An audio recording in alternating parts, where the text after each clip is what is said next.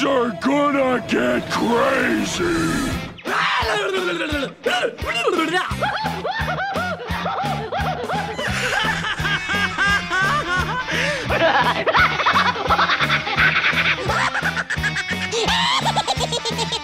Most everyone's mad here.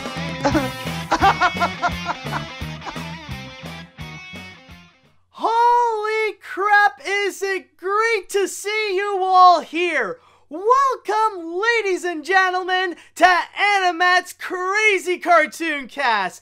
And I know that there might be some people that might believe that, oh, well, this week, there hasn't been much really big animation news stories. It's not going to be like last week when we had all those different trailers and those big animation news stories that occurred. But let me tell you, even though there isn't that much big news, this is still going to be quite an epic episode because I got some news to share with you all, and I got some stories to share with you all. And I really do mean some big stories. So trust me when I say that this is going to be an episode that you won't soon forget. So with all that said, I would like to go into the chat wall, and I want to ask you all, everybody, are you all ready to get things started with this episode of AniMat's Crazy Cartoon Cast? Let me hear it. Are you all ready for this? Come on. I'm certainly ready because holy crap, it's just, I am so fueled up. I got plenty of things to talk about, and it's perfect because now I see everybody's all ready. Everybody is set. That is perfect. So with all that said, let's go ahead and get this one started. And with my first story, it is quite a story even.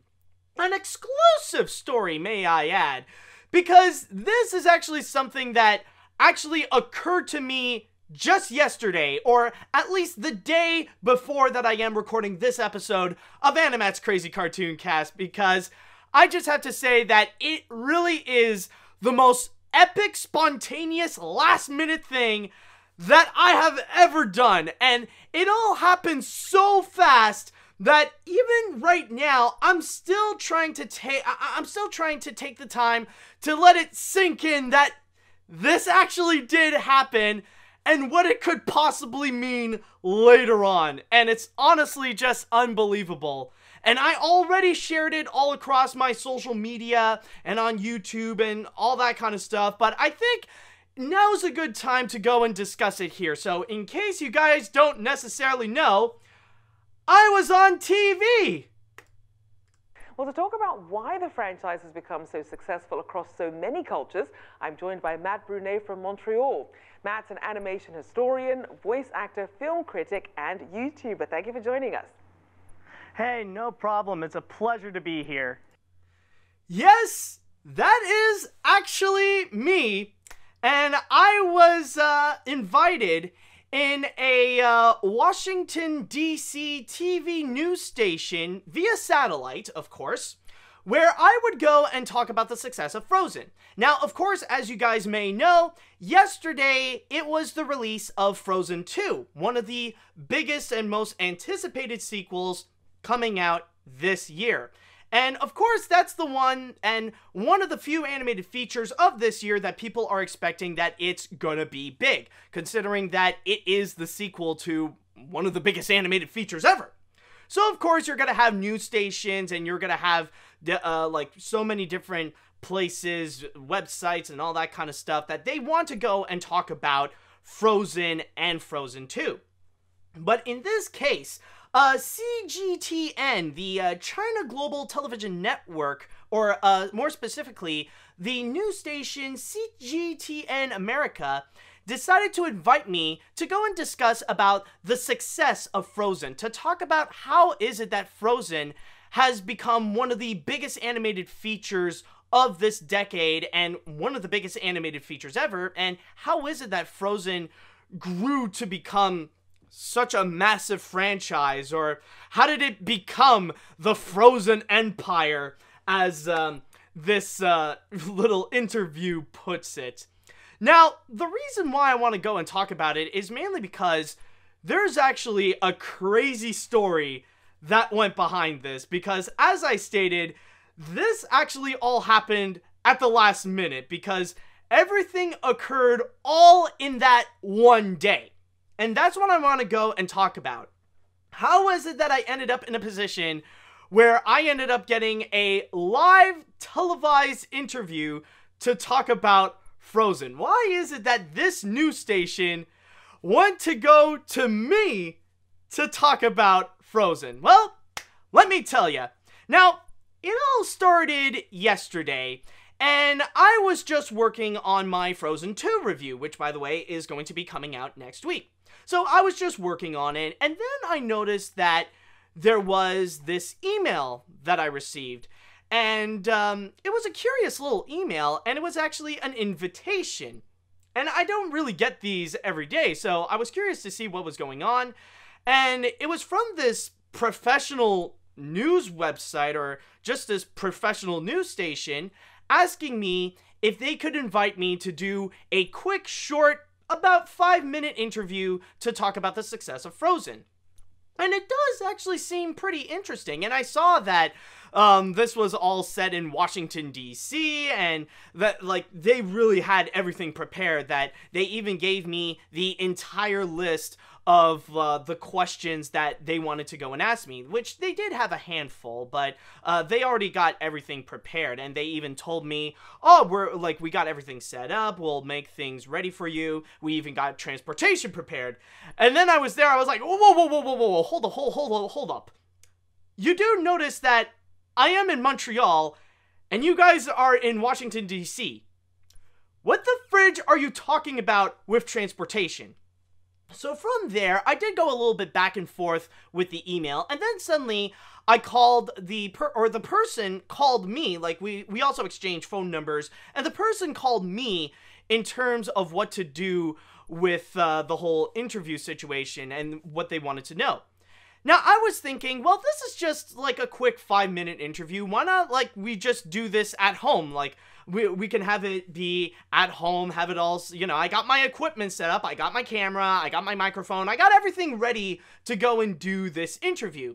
But considering that it is a highly professional news station, they gotta go and do things professionally, so that's why they would have to go and like, they won't necessarily bring me to frickin' Washington, D.C., because that's literally hours away through driving, but more they would go and rent a little space in one of the Montreal studios. So they would go and rent out a space, and from there I would go and drive to that area, and I would just go and do the interview there. So that was the whole deal.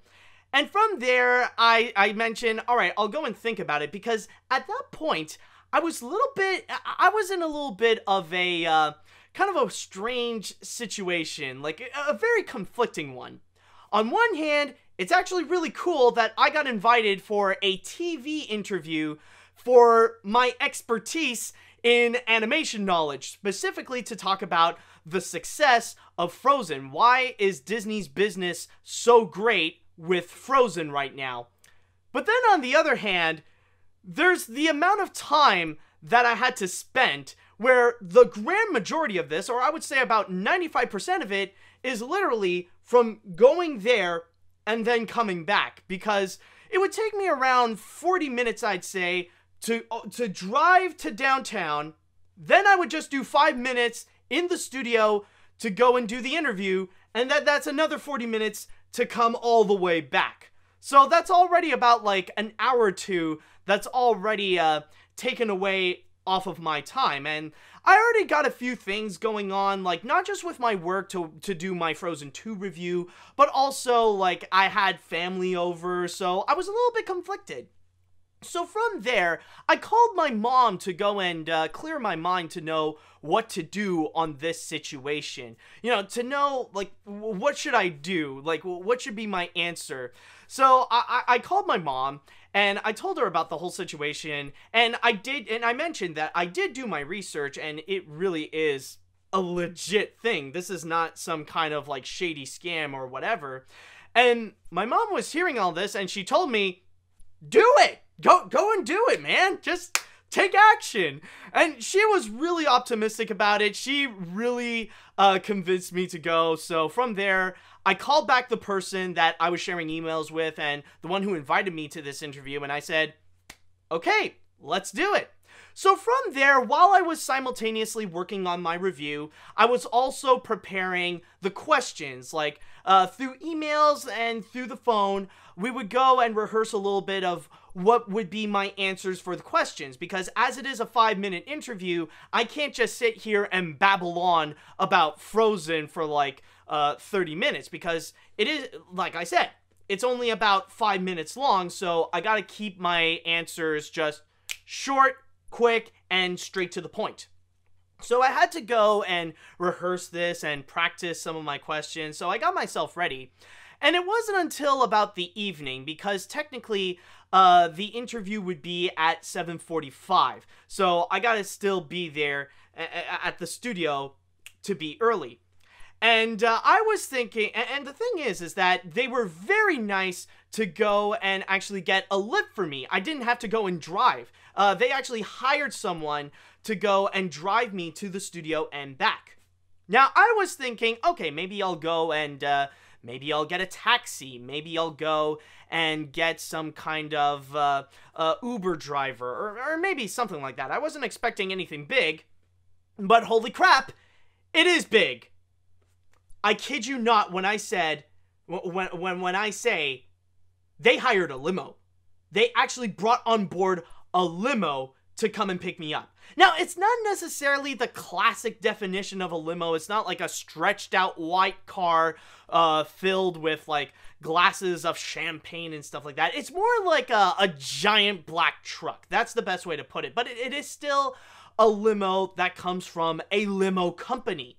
And they were only there to come and pick me up. So from there, I pretty much spent about 40 minutes in the limo, and I was talking to the limo driver. And that's all that I've done, because the limo driver, let me tell you, this person was excited for this opportunity, mainly because he wasn't really doing anything that day. It was really a slow day. There was nobody that he needed to go and pick up, and then suddenly he got this call that he had to go and do this. And I could definitely tell you that this really did lift up his spirits, because this was an older Italian gentleman. I think his name was Joe, but he often refers to himself as Peppy, because he told me a lot of crazy stories. And Peppy would go and tell me a lot about how, oh, you know, I wanted to be a rock star, but now I ended up driving for rock stars. I drove for Rolling Stones, I drove for Elton John, I drove for David Bowie. Oh, I did drive for Madonna. Oh, but the one person I didn't drive yet that I really want to go and drive for is Cher. What is she, like 75 or something like that? But she's so beautiful. She's, even at her age right now, she's so amazing. She's got an amazing look. She's got, you know, she's got that thing, you know. She's just, oh, she's so beautiful. Oh, man. You know, and we've been talking throughout the whole time, but a great guy. Definitely a lot of fun to be with. And, like, he would tell me these stories, how he would go and drive for these big-name celebrities. So, it's kind of insane to think that, like, today, he has to pick me up, like, this little YouTuber who has to go and do some kind of interview for a TV station, picked up by a limo to go from my place to downtown Montreal.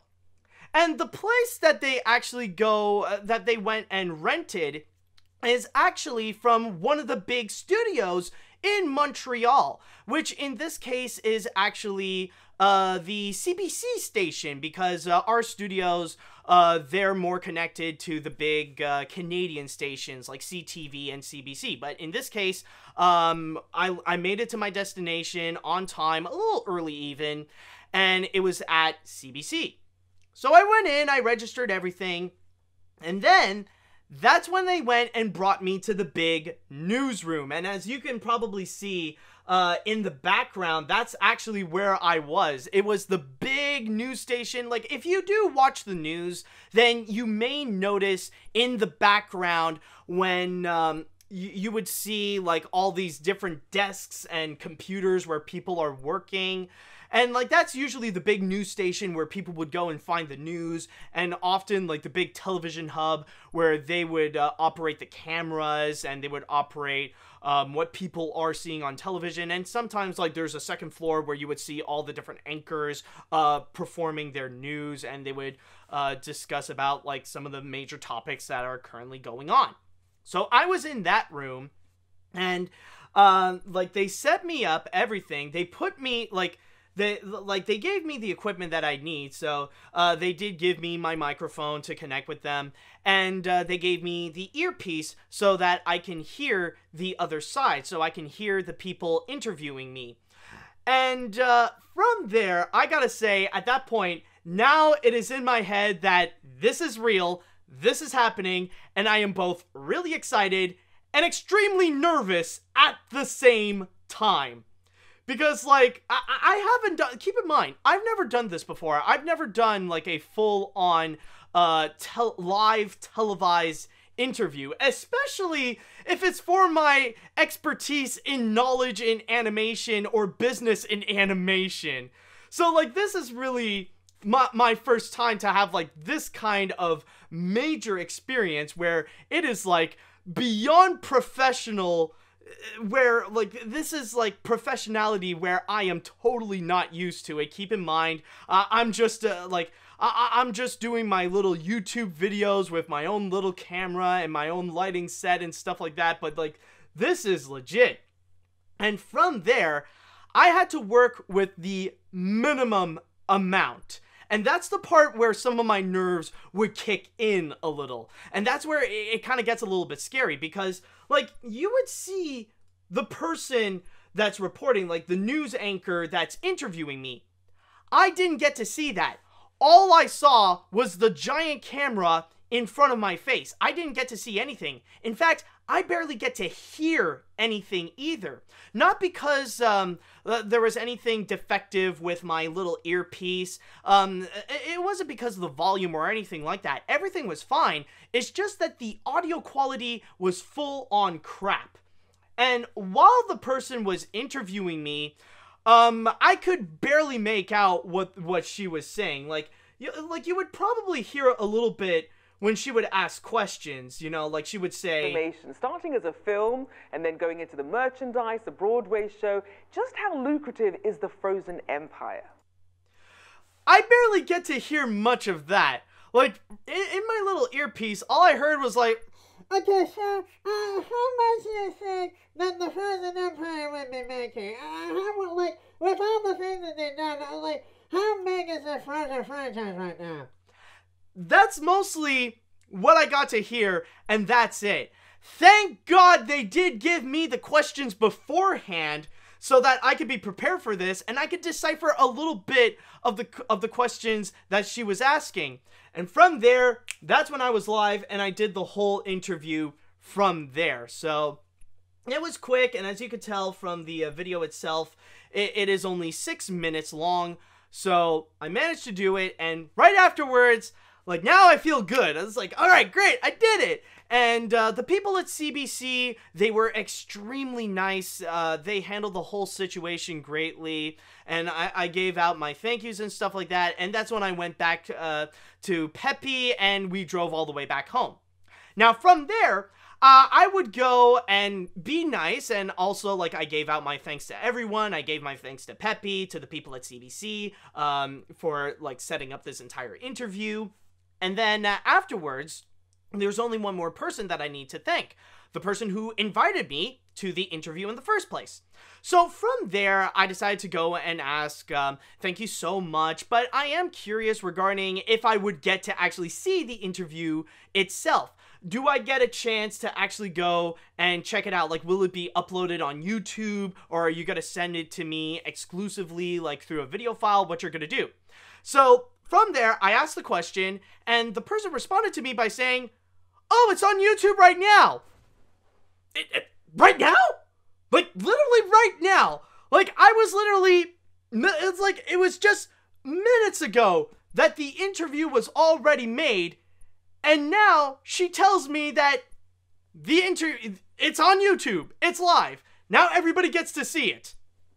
Like, I was just blown away of the fact that everything just happened so fast, where at the start of the day, I was asked to do this interview, and then at the end of the day, it's already up on YouTube. Like, it's already up over here. It's just, oh my god. It's like everything just happened so fast at the same time. So right afterwards, when I came back home, that's when I get to go and show my family the interview itself. So that's pretty much my entire story with the whole interview, and that's how I got the entire interview with CGTN America talking about Frozen. And like I said, it was the absolute most spontaneous thing that I've ever done. I heard that this is usually the kind of thing that does happen, that usually when news stations would go and find people to do interviews with, usually it is last minute like this. But considering this is my first time, I didn't expect this to happen, especially when it's for something like this. It's just absolutely crazy. But I did share, like, following afterwards, I did share it on social media, and everybody seems to be so happy and so proud of me that I did manage to do this. But it really goes to show that when you would go and take the opportunity to do something, you really gotta take it. It's just absolutely epic. And also, another thing that I would like to go and address, some of you might be wondering how do you go and search for this? If you want to go and find this video, keep in mind, the title of this is called Matt Brunet on the Business of the Frozen Franchise. And if you want to go look for it, it's actually quite easy. Now, one trick is don't go and write down AniMat or anything like that. What you do is that if you want to find this video and you want to see it for yourself, all you have to do is just write down Matt Brunet and then write down CGTN. So those are the only things you'll have to write down on YouTube. Then when you go and search for it, it would be the first video right over here. Matt Brunet on the Business of the Frozen Franchise. So that's where you would go and find it right now. And I highly recommend that you go and check this out. Just check out the interview. And I don't know, I've been told by my friends and family that I was extremely professional, that it didn't show at all, that I was nervous about it.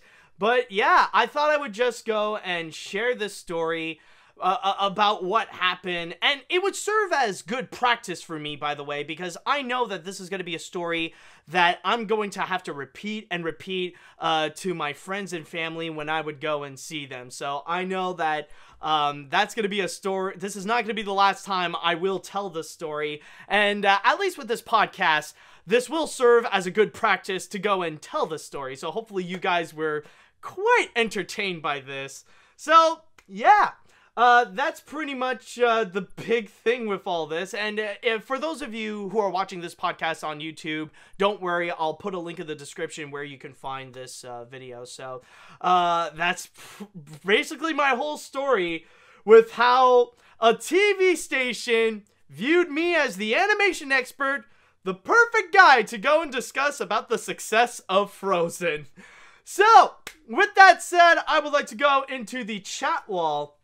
And I would like to ask you guys, what do you think about all this?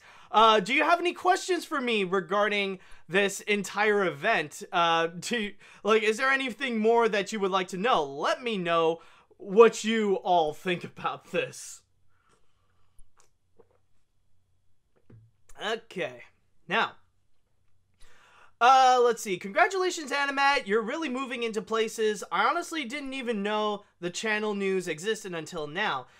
It really says a lot that You can deliver a much better interview than Ben Shapiro. Well, to be fair, anyone can do a better interview than Ben Shapiro.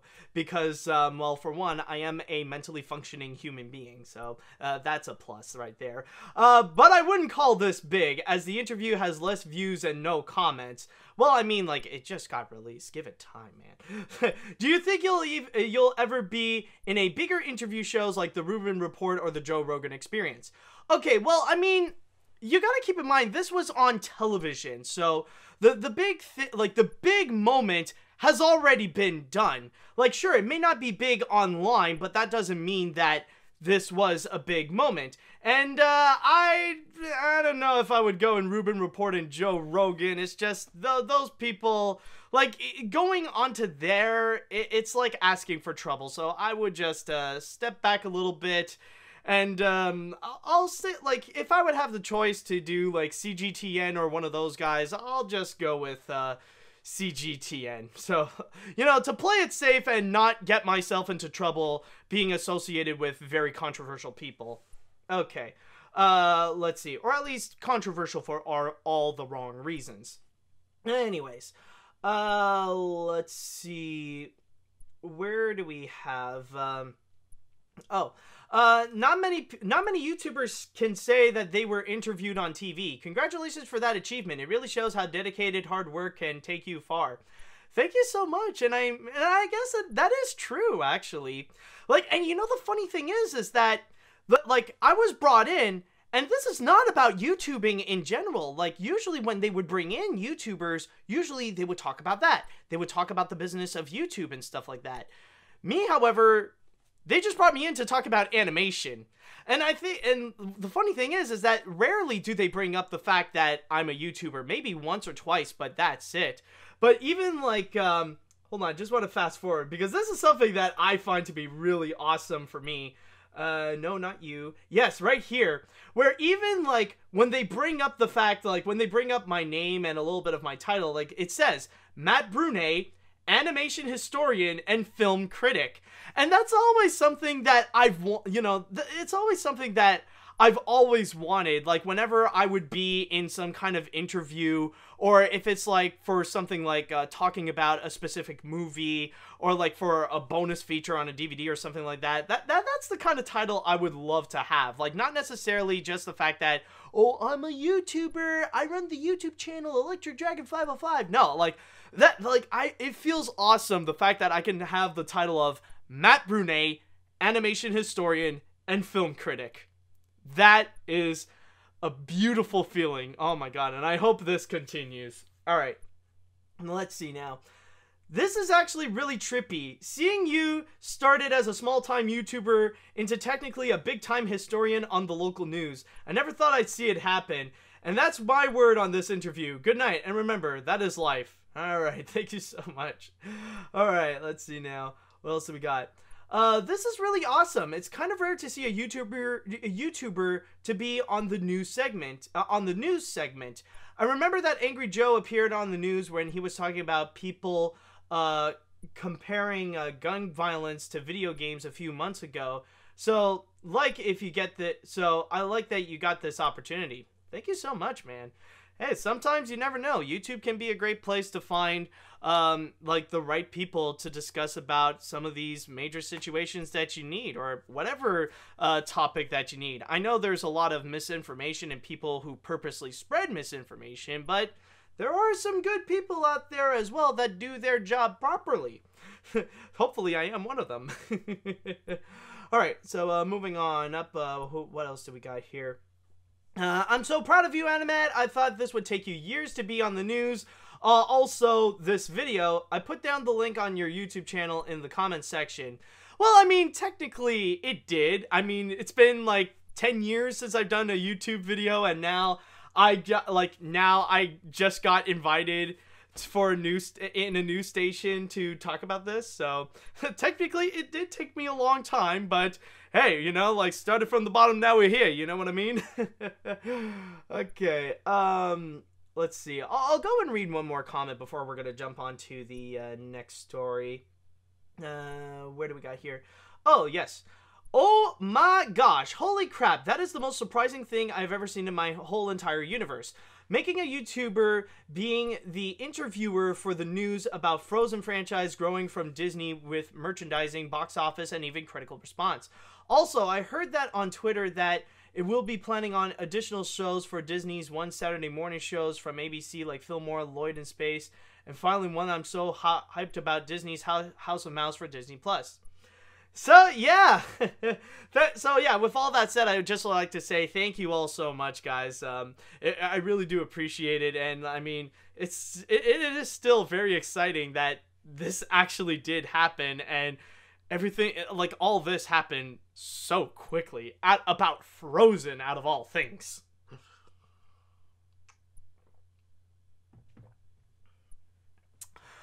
Okay, so now that I am done with my little story, it is now time that we get back into the animation news. Now we're going to be transitioning from AniMat news to animation news. And with this one, I will go and discuss about Sonic the Hedgehog. Now, of course, you guys know that last week, the new trailer of Sonic the Hedgehog was released with the brand new design of Sonic, which got a massively acclaimed response, like massively praised, where people really loved the upgrade of Sonic the Hedgehog, where he no longer looks like an absolute nightmare like before, and he actually does look like the character that we all grew up with. He actually does look very similar to the Sonic the Hedgehog games, and on top of that, like an upgraded big budget design, a little bit similar to the Pikachu upgrade, what Pikachu looks like in the Detective Pikachu movie compared to how Pikachu usually looks like in the games. So it's definitely great. However, at the same time, while people have been praising about the new designs of Sonic, there is also another thing that happened at the same time on social media, where it actually serves as a little bit of a lesson to be careful what you do read online, because, ooh, excuse me about that, folks, but, yeah, as I was saying, be careful what you read online, because there is a lot of misinformation that can be spread so quickly and so easily. Which in this case is the price of the Sonic the Hedgehog redesign. Now, if you would be on Twitter or on social media or something, then you might find a certain tweet that would discuss that the redesign of Sonic the Hedgehog in the 2020 movie actually cost Paramount an estimate $35 million, which means that considering that Paramount already put in a big budget on this movie, estimated at $90 million, it would boost up the budget at $125 million.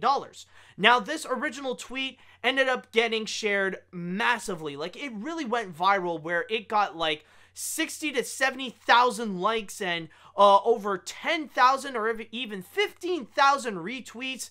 It was a big one that really got people thinking that, oh, well, these redesigns, the people at Paramount put in a lot of effort because they put in a lot of money to do this.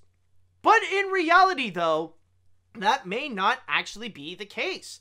IndieWire came out and debunked this entire rumor by using their source close to the production team making this Sonic the Hedgehog movie. So I'm going to go and read from my source here at IndieWire, as it states. Let's see. A source close to the Sonic the Hedgehog production estimates the character redesign cost Paramount less than $5 million. The source says visual effects work on the film was far from completed by the time the decision was made to delay the film and redesign Sonic. The only Sonic visual effects that were fully completed were reportedly the ones seen in the first trailer, which dropped online on April 30th. Most of the visual effects were not finished, so redesigning Sonic proved not to be as outrageously expensive as it would have been had all the film's visual effects been done. The sources tell IndieWire that any rumor alleging the redesign made the Sonic visual effects team suffer is far from true. So that's basically the big thing, It wasn't 35, like, this redesign of Sonic did not cost Paramount $35 million, but rather just less than $5 million, which for a major studio like Paramount, that's just like pocket change. Like, that's just like easy money that they could throw out, and for them, it was a little bit of a quick fix. So the question is, first of all, why is it that people went and easily believe that these rumors are true? Why would they believe that the redesigns cost $35 million?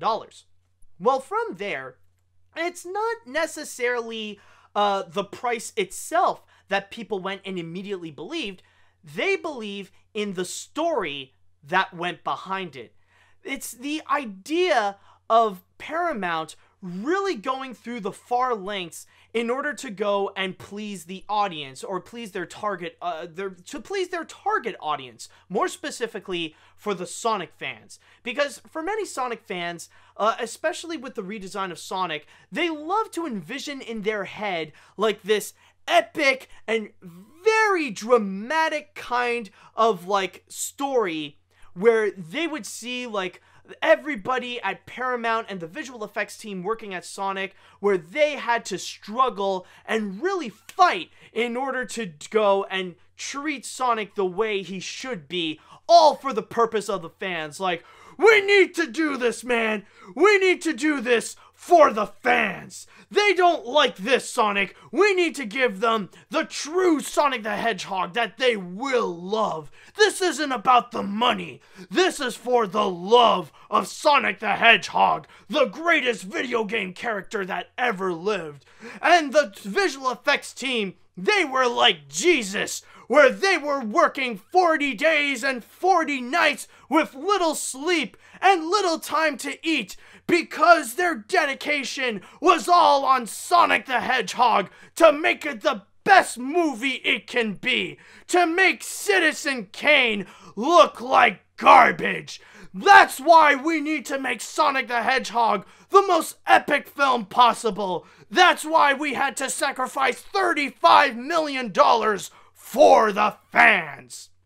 That's what they love to think. But in actuality, what ended up happening is just, yo, Paramount, what's up, man? Have you seen the reactions to the Sonic trailer? People don't seem to like it. They think the Sonic here looks ugly. Ah, crap. So what should we do? Can we redesign it? I don't know about that. Well, I mean, we didn't really do a whole lot, and it's gonna be a quick fix. Okay. Is $5 million okay? Oh, yeah. That would be more than enough. All right, here you go. All right, thanks, man. Hey, guys, do you mind if we redesign Sonic? We promise we're gonna go and delay. Like, we'll delay the movie to give you a little bit more time. Like, we're not gonna release it in November. We're gonna release it in February. Is that all right with you? Oh, yeah, sure. We didn't like it anyways. Here, we're gonna do this. Here. Is this okay with you? Oh, yeah, that looks great. Okay, well, let's do it. Okay. That's basically the real story of what happened. Again, it is not the price that people believe in. It's the story behind it. They love the idea that Paramount is sacrificing so much of their time and effort in order to please the fans. That's what they want to believe. Now, the next question is, though, how is it, like, who is the one that is responsible for this? Who is the one that is responsible for spreading this misinformation? Well, believe it or not, that would actually come from a certain user that some people may find to be familiar, especially for animation fans. This is from the social media user Traffin, also known as the Rise and Fall of Nickelodeon. Now, I'm not too familiar, like, I don't know Traffin personally, and I'm not too familiar. Like, honestly, for the most part, like, the only thing I know about Traffin is regarding the stories about Traffin, because the one thing that I do know about this individual, which I don't even know their gender, so for now I'm just going to use a non-binary pronoun for them. So the thing with Traffin is that they are very infamous in the cartoon community. A very controversial figure. The kind where they would mostly spend their days just on social media. Like, they would be posting, like, regularly, like, maybe five times per hour, making tweets and Facebook posts and all that kind of stuff, everything related to animation. And they did accumulate a massive following, mainly because sticking with the rise and fall of Nickelodeon, or sticking with Traffin, that would mean that now audiences can be on the loop with what's going on in the world of animation, because sometimes they would rely on Traffin to go and get their news source immediately. Like, when something quickly pops up, oh, let's see what Traffin says. Okay, let's do that. However, like I said, Traffin is also a very, very controversial figure. Now, I'm sure we are all aware of all the different crimes and all the different things that make the cartoon community a very infamous community that the public really looks down upon, and with good reason. Well, in the case with Traffin, they're very guilty of all the crimes that the cartoon community would commit, and often would really double down. So much so that even some people in the cartoon community, they resent Traffin. And you know you've really messed up when even the cartoon community would look at you and say, yeah, that person has issues. So that's pretty much how bad Traffin is. And apparently, this is not the first time that Traffin has spread misinformation that ended up becoming completely viral. So this is not the first time that something like this occurred because of Traffin. And from there, after IndieWire completely called them out on it, stating that the $35 million price tag was not true at all, Traffin ended up getting a lot of backlash for it. Like, got massively called out for basically something that they have continuously done in the past, but this one is like a more prominent example of it. And since then, surprisingly enough, Traffin did actually delete that tweet. I couldn't even find it anymore, but did actually put out this little response on Twitter, where Traffin did state, while I will take blame for spreading it and the hate that I did, I also hope people direct their anger at the site CBR to originate the misinfo about Sonic's redesign costing $35 million. This site has a bad reputation, and I didn't know at the time. We'll never source them again. Well, okay, here's the thing. Even if that might be true, you do realize that you are the one that's that did cause the most damage. Yes, like, it may be true that maybe you did get your source from CBR, but interestingly enough, like, I remember in the original tweet, you didn't even source it. Like, you just made your own statement about it. That's it. You didn't even, like, why is it just now that you bring up the fact that it is from CBR? Like, why didn't you state that in your original tweet? Like, you know, you should, like, you would have stated, okay, this thing actually happened, and then put up the link to it. Why didn't you do that? Like, you are, like, okay, yeah, like, maybe that's the original place, but you are the one who ended up, you ended up spreading this whole information. You're the one who caused all this. This is mainly your fault for doing so, because you did, like, you're the one who did the tweet. You're the one who ended up launching this whole thing, so you should be the one to take more responsibility for it than CBR. CBR may have reported it, but they, like, I highly doubt that CBR really got that much traction onto the source. You know, they didn't necessarily get that much traction, or didn't really get that much attention. But you, however, your tweet went massively viral and got massively popular. So from there, I'm not saying this is all your fault, but you should take the a major responsibility. And this is a bit of a dick move, because, like, even though you do state, it's like, yeah, I'll take the blame and some of the hate for it, it does sound like you want to try to redirect that hate onto CBR. Like, you want to say, well, blame them, it's their fault for that, you know? Like, that's the thing. No.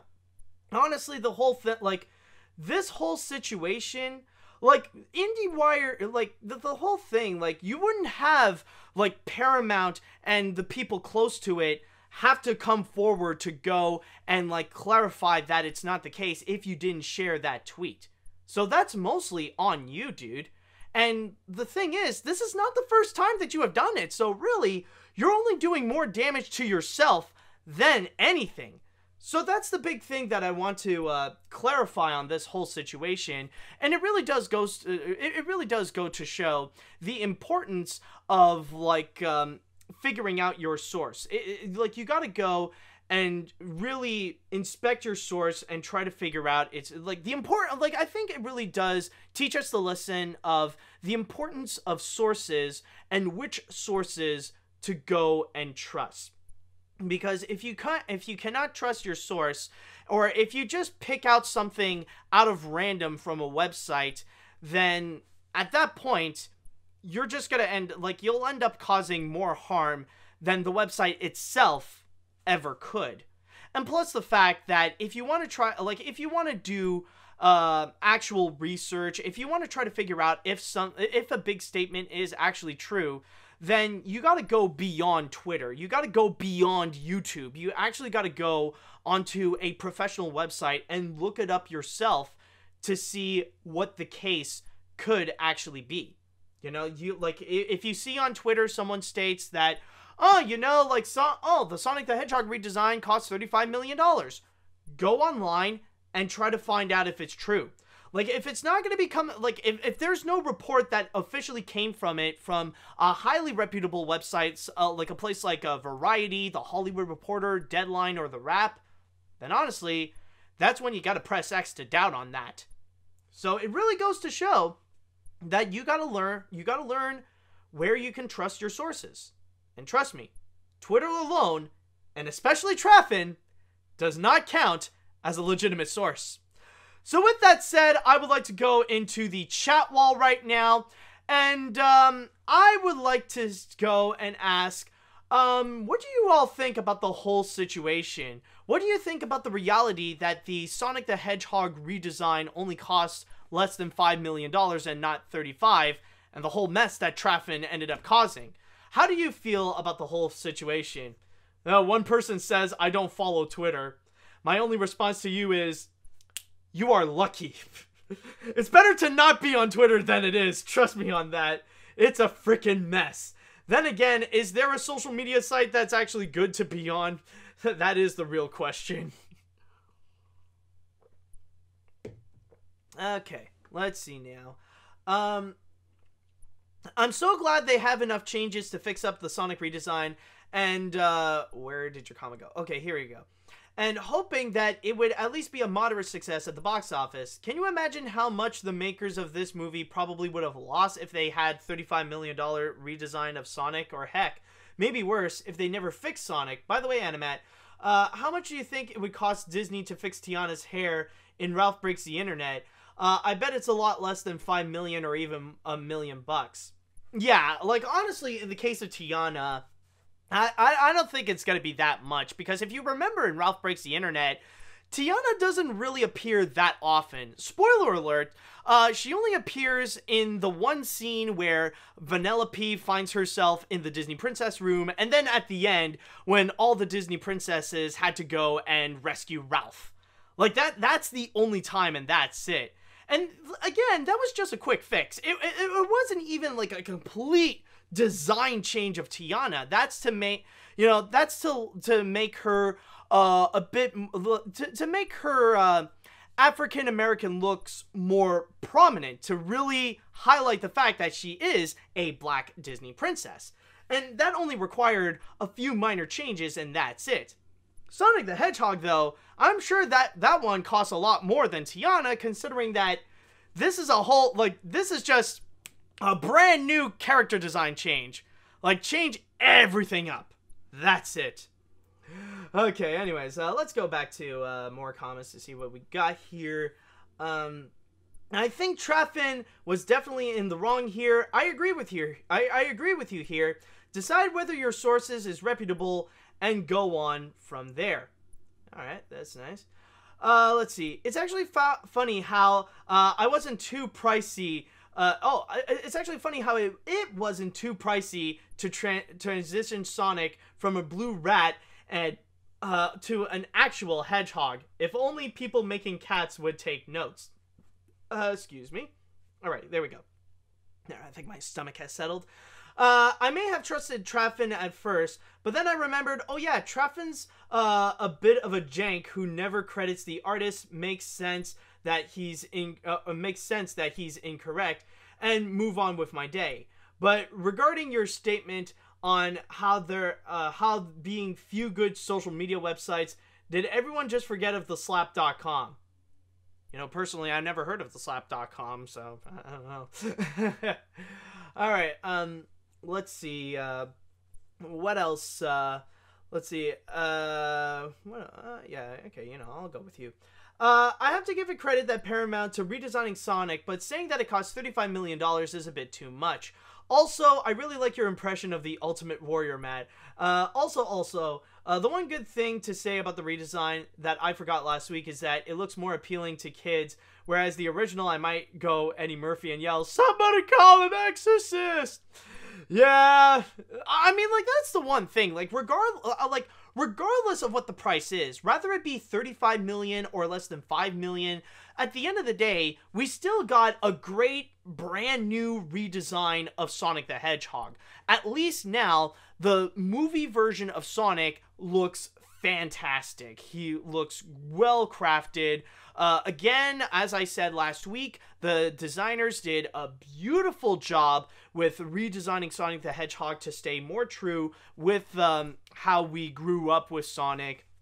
He definitely looks great, and it's definitely on par with Pikachu in Detective Pikachu. So definitely major props to the people, to the visual effects team of Sonic. Let's see, I'll go and read, is there anything else? I'll go and read one more. No, let's see. I said too much about the Sonic movie. They just made this movie look better. Not much to do, I have to say, about the design. It is better, and I really like the story, and I'm gonna watch it soon. Alright, definitely good. So, at least we got that done.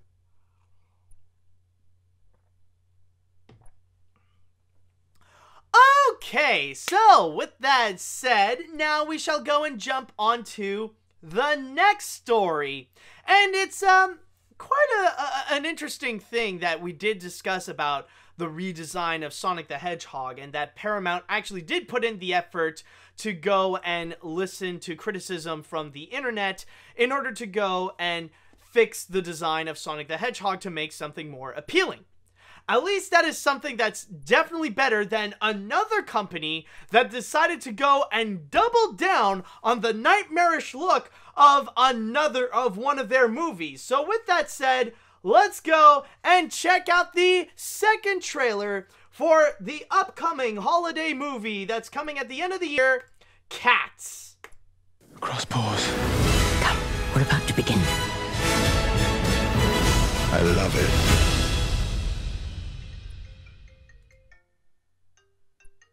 What the fridge?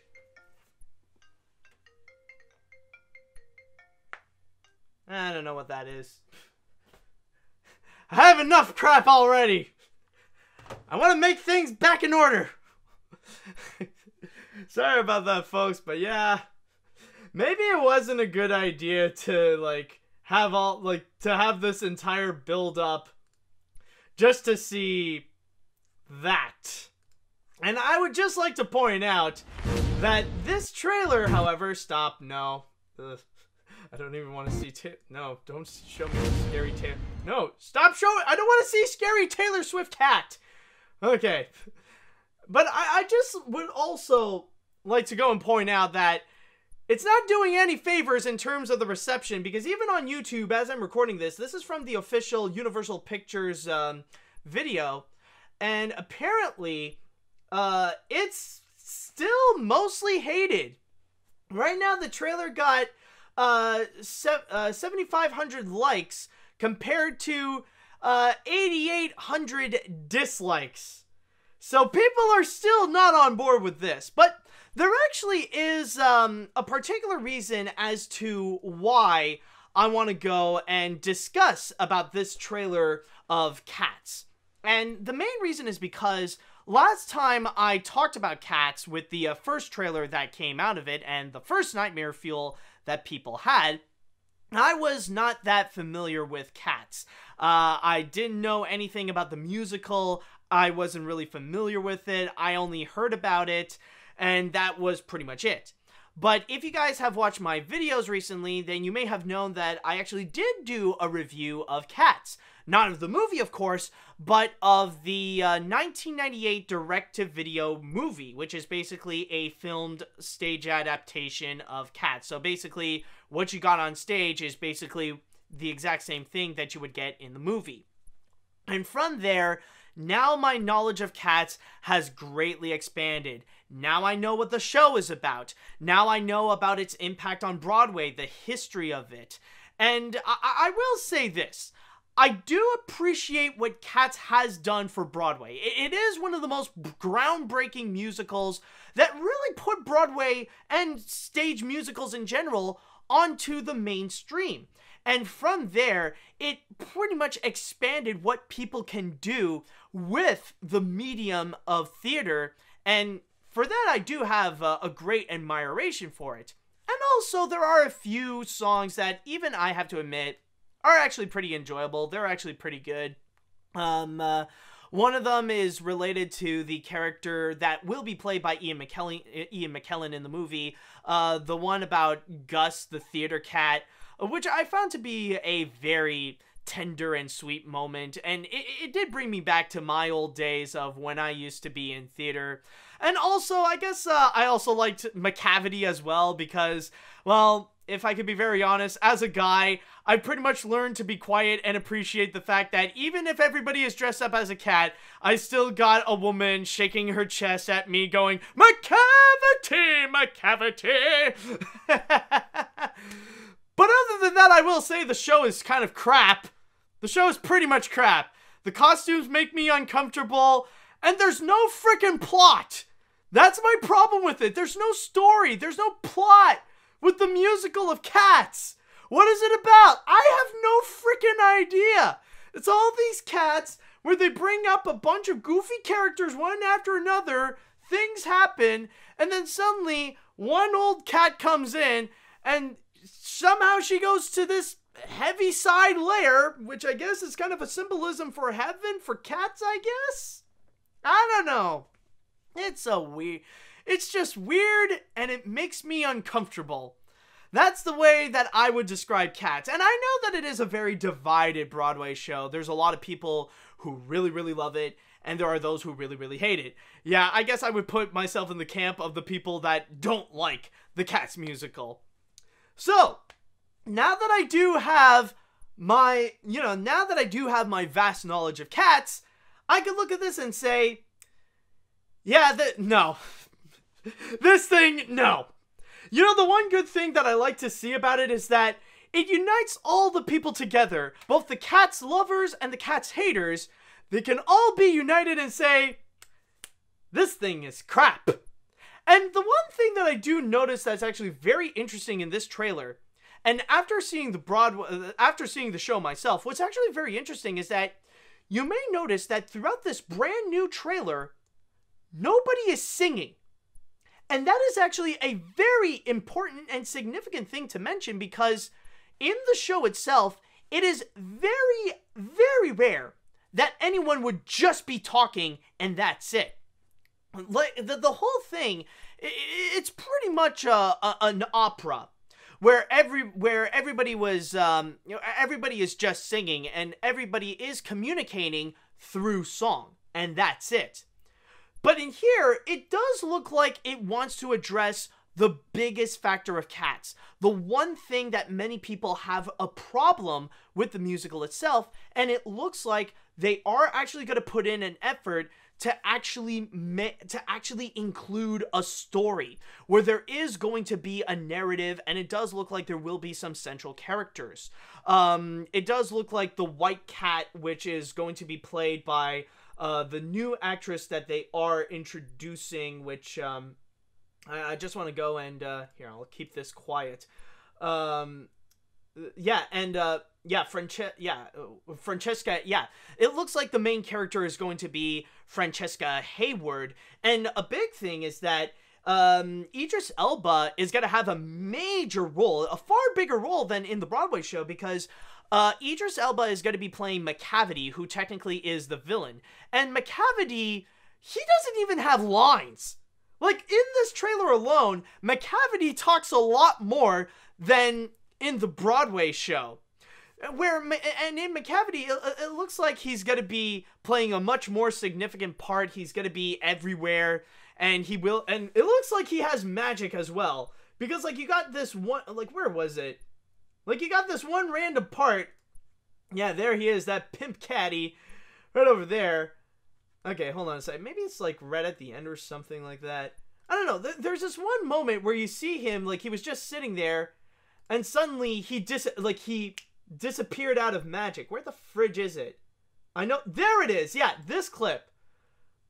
Like, meow! And then puffs out like magic. Which honestly is very, like, honestly, there was only one time that in the Cats musical they introduce elements of magic, and it's with Mr. Mistopheles. And that's it. So, on one hand, okay, I do get, and I kind of, admittedly, I do admire a little bit that they are addressing the biggest issue with the Broadway show. At least it's going to have a story. But is that going to be enough for me to go and check it out? Hell no, because it still looks disgusting. It still looks horrifying. Like, the costumes in the Broadway show itself already make me a bit uncomfortable. So, like, looking at this, looking at freaking Dr. Moreau's creations of blending humans with cats, no. It's like I said at the beginning. This is freaking doubling down. This is doubling down on all this. Oh God, no. No, I don't want this. No.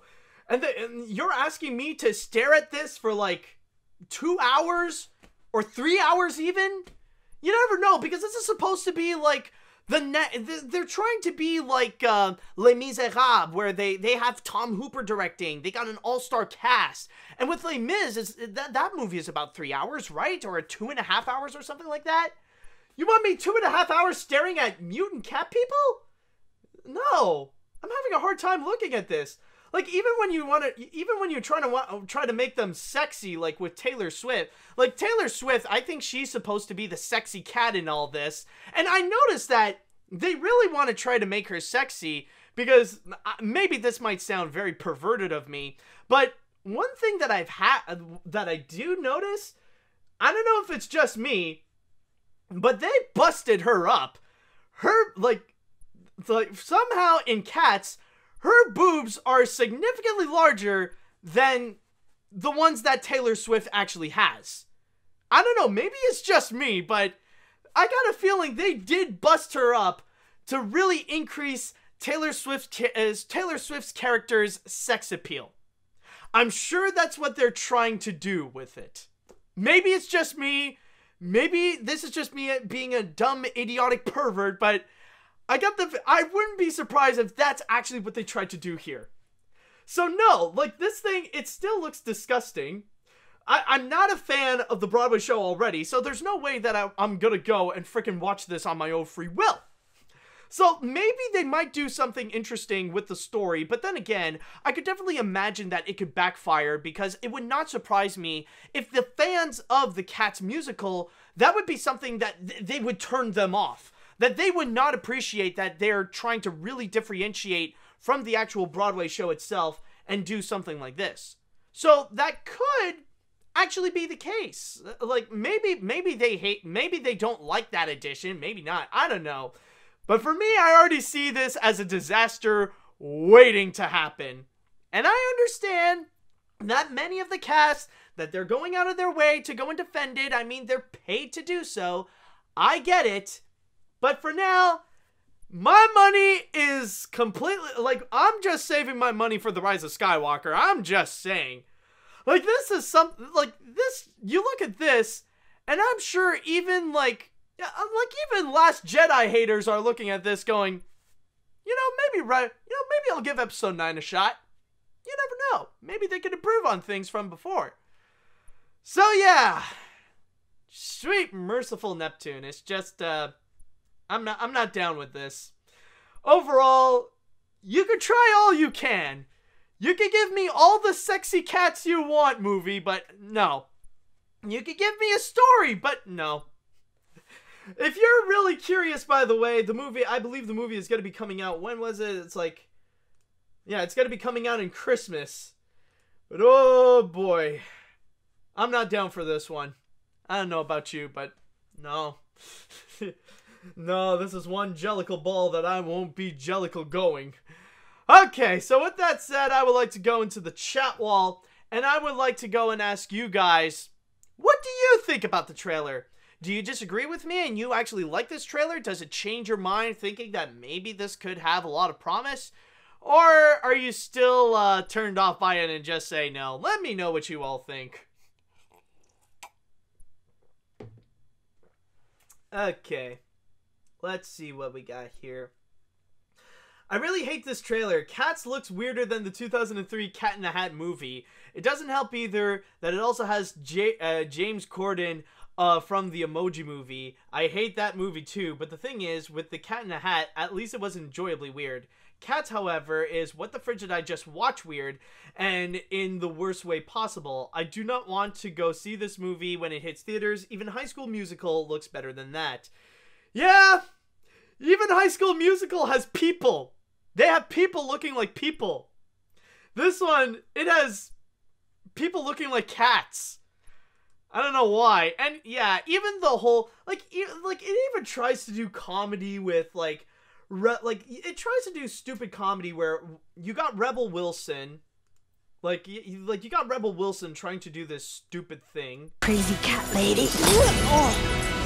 Like, you got that dumb thing. And then, you got... Yeah, and then you got, also another dumb moment with James Corden where everything has to stop. Stop the movie! James Corden is gonna say a funny thing! Right, well, that's not going to work, is it? That's what I say to you. Yeah, honestly, that's my response to James Corden. It's like, yeah, that's not going to work, is it? Yeah? You think you could get a better reputation by being in this movie, yeah? Yeah, that's not going to work. I wouldn't be surprised if eventually, he's gonna say that to his, he's gonna break down and he's gonna say that to his agent. It's like, really, you put me in another movie. First the Emoji Movie, then Cats, and now this. That's not going to work, is it? You know? That's not going to work, is it? That's what I say. Yeah, that's supposed to be a joke, but not even I think that's funny. Okay. Let's see. Right now. Oh boy, cats. Freaking cats. This movie is going to make my eyes melt for looking at humans getting a gown of toxic from that power plant to turn humans into cats with fur on their bodies. This will make myself feel frightened and nightmarish about the second trailer. Meow, I'm going to give myself goosebumps from all this crap, but hey, Universal tries to make human roleplay to mocap as cats as the technical room. This makes myself feel creeped out. No way I'm not watching this movie. Yeah, you and many others, it seems like. Alright, let's see now. After watching this trailer, my thoughts were just no. Stuff like this is why I am a dog person. Suddenly, I want to see the Mamma Mia movie. At least it has a plot, and people don't look hideous. I think I'll avoid this and instead see The Rise of Skywalker and Jumanji: The Next Level instead. This will hands down be one of the worst films ever based on one of the worst musicals. Oh! And you know what I just realized? I just thought of this. But you know the funny thing is that whenever I would see a news reporting about the Cats movie, about this, somehow they always try to talk about if there's a chance that it could be competing in the award season. Like, they're always saying, like, oh, it might be too late to go and compete for the Oscars and the Golden Globes. It might not make its chance. Or it looks like it could make its chance to be nominated. And I'm just here thinking, are you seriously trying to tell me that this freaking thing, would be recognized at places like the Oscars and the Golden Globes and all that stuff? Razzies, maybe. But this? You're really trying to push hard to make this award-winning. This thing right here. Bruh. Serious Oscar contender. My frickin' furry little ass. What the fridge, man? Let's see. Might be the greatest film musical ever made. Not. Halle Berry's Catwoman is a better cinema feline than these felines. Or even the frickin' Garfield movie. You know when you've done bad when the Garfield movie looks more.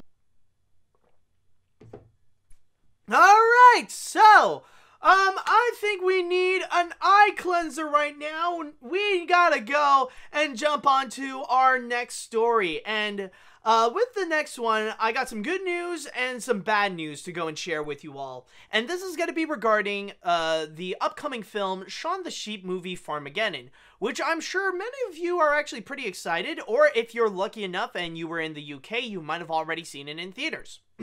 Now, I'm going to do a little bit of a reverse, and I will start with the bad news. Now, unfortunately, the bad news is that it looks like it will not be released in theaters in North America. It looks like it is official, and they have pulled out the release date of Shaun the Sheep Movie coming out in theaters. It was originally supposed to be like next month, I believe, or even like somewhere in the beginning of January, or somewhere in January, but it looks like it is not the case. But there is good news. The good news is that it will not be released in theaters, but luckily, there is Netflix. Yes, it has officially been announced that Netflix is going to be picking up Shaun the Sheep, specifically to get the American, Canadian, and Latin American rights and put it onto the streaming service. Netflix will be taking the rights for basically both the North and South American rights of the second Shaun the Sheep movie, which is Farmageddon, and will be released on the Sheep movie Farmageddon. It mainly goes on, like, it is an extensive article, and it mainly goes on about the animation industry on Netflix and how it really is rapidly growing. The fact that they already got a whole bunch of animation superstars working for Netflix, like Glenn Keane, Nora Twomey, Jorge Gutierrez, Alex Hirsch, and all those people. Like, they're going out of their way to go and create movies and television shows exclusively for the streaming service. And on top of that, talking about how they're having a very strong start right now with the recent Christmas movie, Klaus. But in the case of the Shaun the Sheep movie Farmageddon, they did state that so far, it looks like it will be released on Netflix somewhere in early 2020. And on top of that, they actually did state that for the next award season, not the one coming up, but for the one after that, Netflix will make sure that Shaun the Sheep will be a great competitor 2020, I guess, with Farmageddon. I guess that's the thing that I want to say. So that's basically the big scenario, is that now it looks like in the Americas, Shaun the Sheep movie Farmageddon will be released onto Netflix instead of on the big screen. And the more I think about it, to be honest, the more I feel like that actually does make sense. And I feel like in the future, we're going to see a lot more of this happen, especially when it comes to stop motion features. Because when you do think about it, and you think about the recent stop motion films that have been released in theaters, the more that they have been coming out, the less successful they have been at the box office, down to the point where, I mean, like, at the start, yeah, they were getting a little bit of attention, like, at the, like going into the decade, like, at the start, when you had stuff like, Paranorman, or the Pirates Band of Misfits, like, they were making some money, but then as it goes on, when you would go and continue, like, then they would release stuff like Shaun the Sheep Movie, The Box Trolls, and then Kubo and the Two Strings. It pretty much gets progressively less profitable as it continues on, down to the point where the two latest mainstream stop-motion animated films, they're pretty much box office bombs, despite the fact that the films themselves, they were actually pretty good.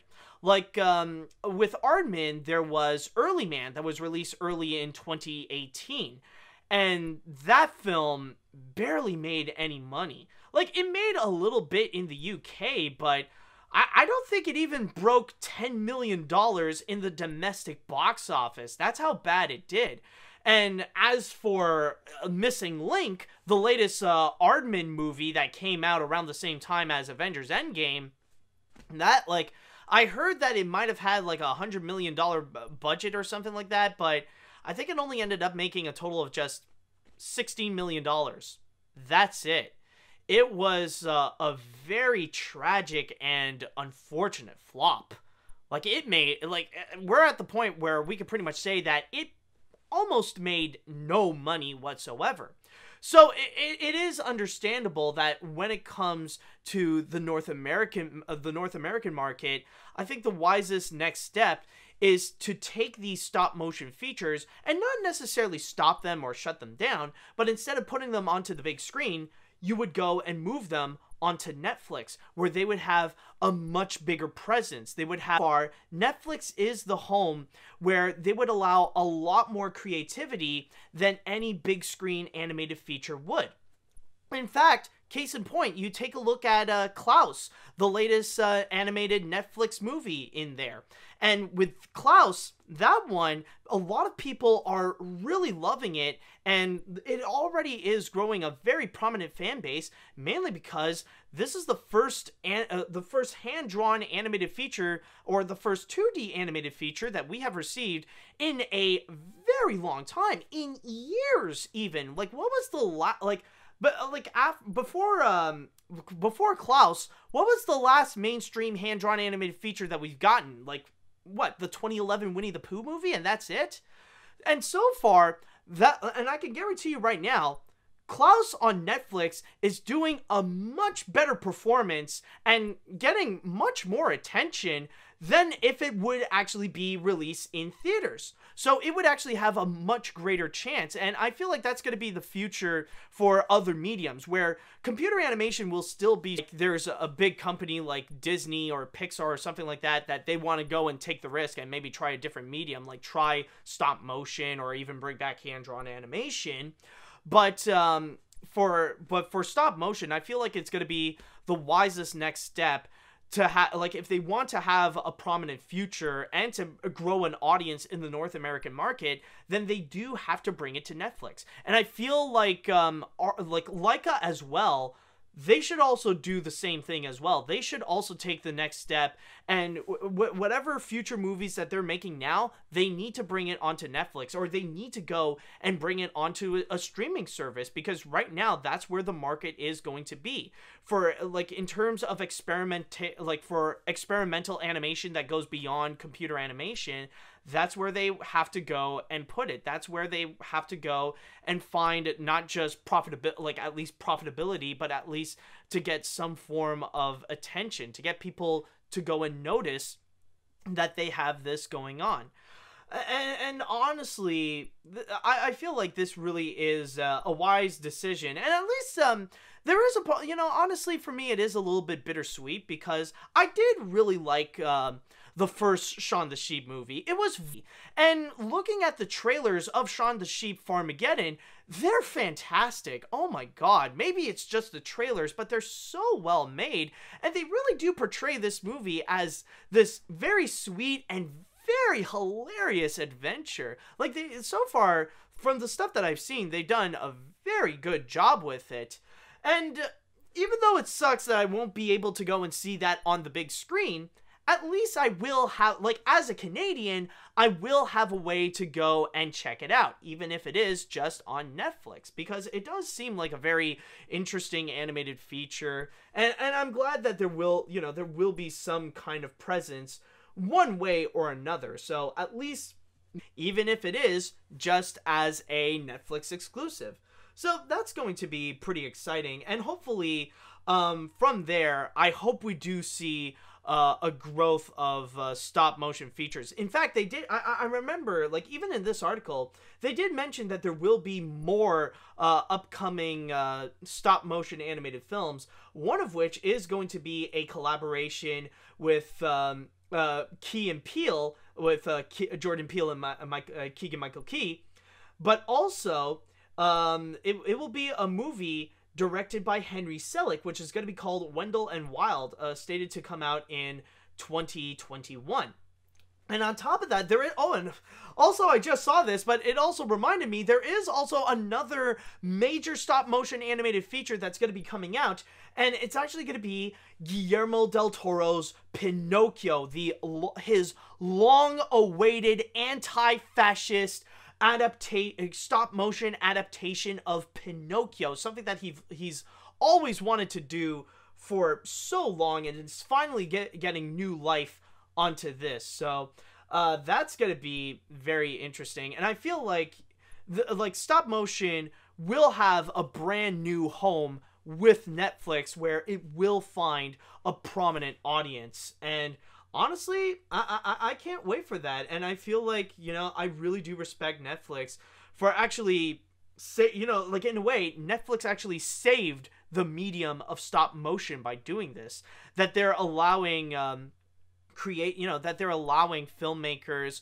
to go in and to be a lot more experimental with the medium, and, you know, to go and, you know, really play around with animation, to really just do whatever you want and see, and we'll see what sticks from there.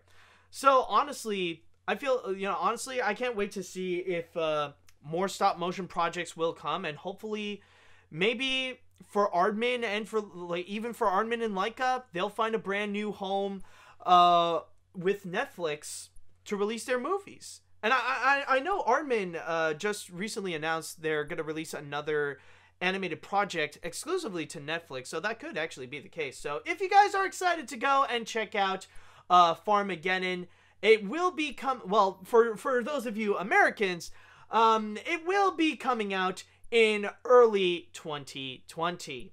So with that said, I would like to go into the chat wall, and I would like to know, what do you stop motion and being the new home of Shaun the Sheep Movie Farmageddon? Do you think this is a great idea? Would you still rather that it would be on the big screen? Let me know what you all think.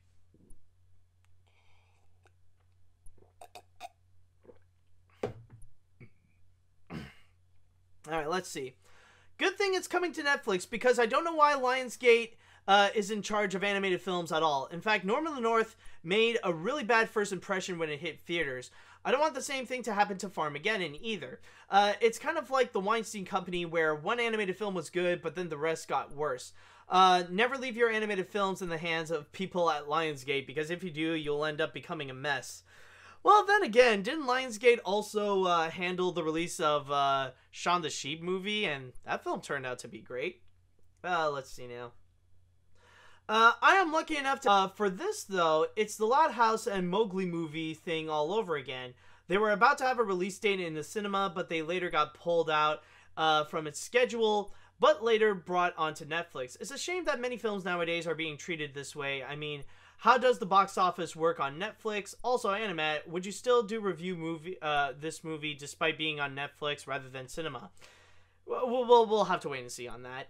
Let's see. I think it's great that Shaun the Sheep Movie Farmageddon is coming on Netflix, and I'm happy stop motion could potentially get more presence on Netflix. Alright, that's nice. It makes sense, because Shaun the Sheep would be better on Netflix than get no money. Also, are you going to still review this? Well, okay, we'll see about that. Alright. Do we have... I'll read one more. I am disappointed that it won't be released in North America in theaters. I would have loved to see it in theaters, but instead it goes right over to Netflix, which is fine, just not the same as a theatrical experience. I hope this movie gets received more attention on Netflix, because nowadays people don't care about stop motion films and deserves more attention as equal as hand-drawn and computer-animated films. By the way, you mistake Missing Link as an Armin film instead of Leica. Did I? I don't know. Missing Link, you know what I mean. Missing Link is Leica. Alright, there we go.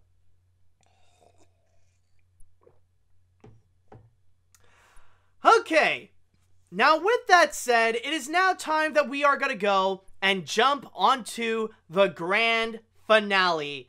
And this is going to be regarding a serious subject that it has been exploding throughout this week. And if you've been on social media or if you've been on YouTube and stuff like that, then you have definitely heard about this. It is the one thing that so many people have been talking about, and people have been sending me emails, they have been messaging me about this, and they all want to know regarding about my thoughts on this situation. So with that said, I think now is the time that I gotta address this, because if not, then people will think that I still don't know about it. So now, let us all go and discuss about COPPA. Yes, folks, it's COPPA time. Now, funny enough, this was actually related to something that I talked about a few months ago in this podcast. Now, the whole situation with all this actually started, I believe, sometime in September when YouTube got into some serious legal trouble with the Federal Trade Commission, or the FTC, where apparently the FTC stated that YouTube is in violation of the COPPA law. Now, I'm going to read a little bit from my source here on TubeFilter, and just to quickly summarize what is COPPA, for those of you who don't know. So, what it is the Children's Online Protection and Privacy Act. It is a 1998 U.S. law that restricts operators of websites and online services from collecting the personal information of under 13 users without parental permission. Its original goal was to prevent kids from giving out their names, address, phone numbers, and other data online that could put them in danger from online predators. So basically what YouTube has done is that they have collected information from kids 12 and under so that they could go and present them with personalized ads.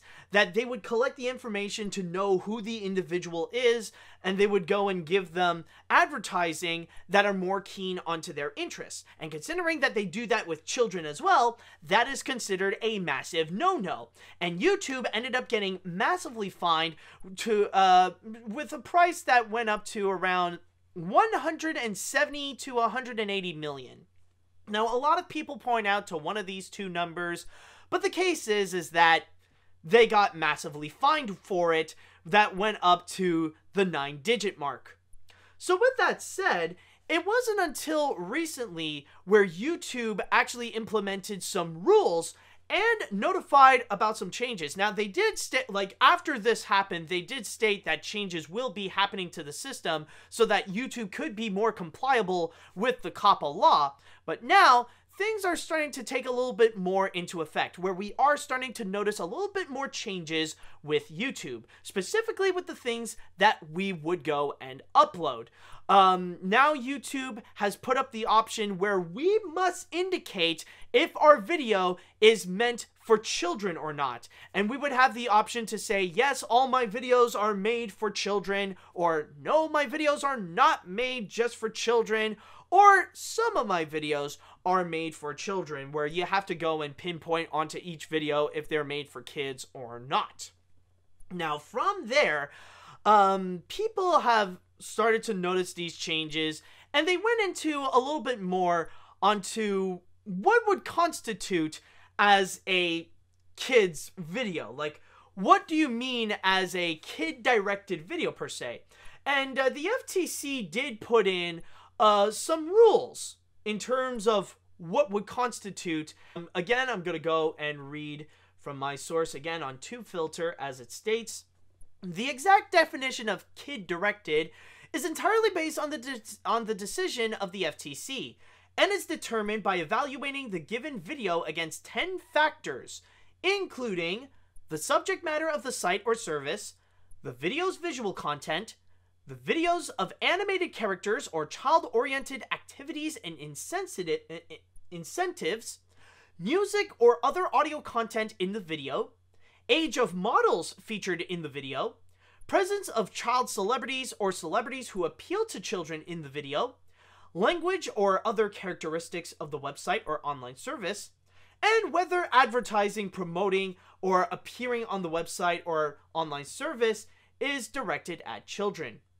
What's more is the FTC wants to attractive content, which would even more broadly include anything that children might be interested in, like cartoons, TV shows, movies, and even video games.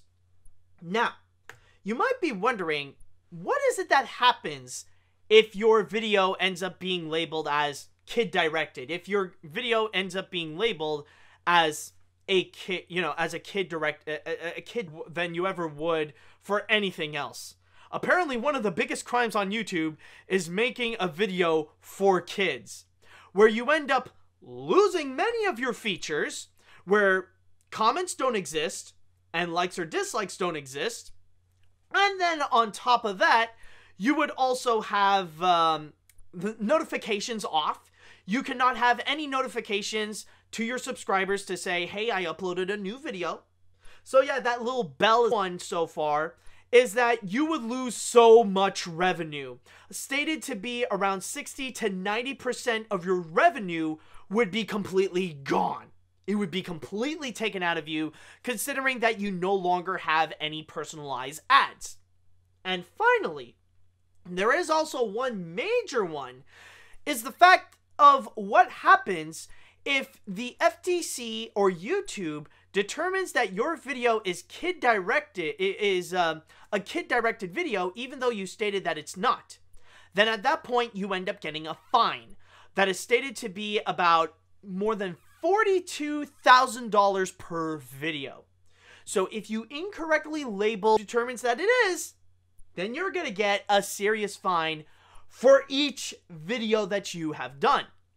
So at that point, this is why this week we have seen so many YouTubers pressing the panic buttons and pretty much fearing for their lives, that they are currently scared that their careers are pretty much going to be destroyed because the systems might possibly find that they could be determined as kid-friendly. And even YouTube stated that they're going to go and have automated machines to possibly go and determine that as well, which is a serious issue and something that YouTube should not do, considering that their automated machines are infamously broken to not care about the law whatsoever and end up causing more harm than actual good. I'm sure you're all familiar with the copyright system YouTube has that's so far screwing over thousands upon thousands of YouTubers everywhere. And that's currently the situation that people are just freaking out about. And I'll start this off by saying that although many of the things that they have presented are absolutely scary, including the loss of a grand majority of their revenue and also the $42,000 fine, but I will say that so far, what seems to be the scariest thing that people are so afraid of this is not about the elements that they know. They are scared about what they don't know. They are scared that they don't know if by the rules or if in the point of view of YouTube or the FTC that their videos are considered child-friendly, or if it's oriented to kids. Like, I've seen a lot of YouTubers even mentioning that they're either going to shut down their YouTube channel and they're going to move to another website like Dailymotion or BitChute. Or I've even seen some prominent YouTubers state that they're going to go and delete some old videos in fear that they might end up, like, those videos end up getting fined. And this is a wide variety, like, considering that they've been so vague of what qualifies as a kid-directed video, we are seeing so many YouTubers that are in fear that they don't know if their channel is going to get hit. That's why there are a lot of Let's Players, a lot of gaming channels, a lot of animators especially, and yes, especially YouTubers that talk about animation, that they are in fear if their channel would be considered kid-directed, because the FTC and YouTube didn't necessarily specify if that would be the case. And so far, everyone, including YouTube themselves, they stated that, well, if you want to keep yourself safe, get a lawyer. That's all they've been saying. Go and hire a lawyer to check if you're pretty much safe from the FTC with this entire situation. That's all they're saying right now. Is just so it's hard to not find a YouTube video that discusses about COPPA where they would mention go get a lawyer, or that they would emphasize that they are not a lawyer and that if you want to find legal advice, go and hire a lawyer. And I mean, I think it's safe to say that I am not a lawyer myself. So I'm just explaining in the point of view as a YouTuber myself. And yes, especially for someone like me, it is definitely scary. I will say, like, this does seem like something that could put a threat to my channel. And I think I could safely say that this also goes to all the other cartoon reviewers on YouTube. Like, I remember talking to some of the cartoon reviewers, and I see them, like, communicating of the fact that they are in fear if this is going to really screw them over. If somehow, like, the FTC will look at this and they'll immediately label them as kid-friendly because, hey, they got cartoons on their videos, then it must be for kids, then just immediately hit them with this, you could call it a kid-friendly strike, and pretty much really destroying their careers from there. And that's why everybody is panicking.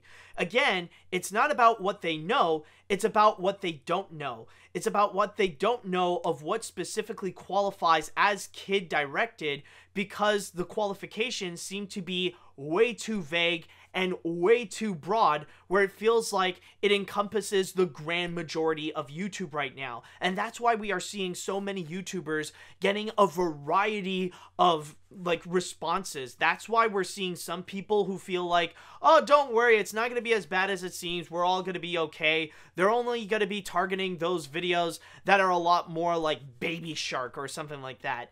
Or on the other hand, we got YouTubers also that are completely panicking, and they are completely scared to say that, oh my god, oh my god, my channel is over, YouTube is gonna shut down, we're all in danger, we must do something and we must take action.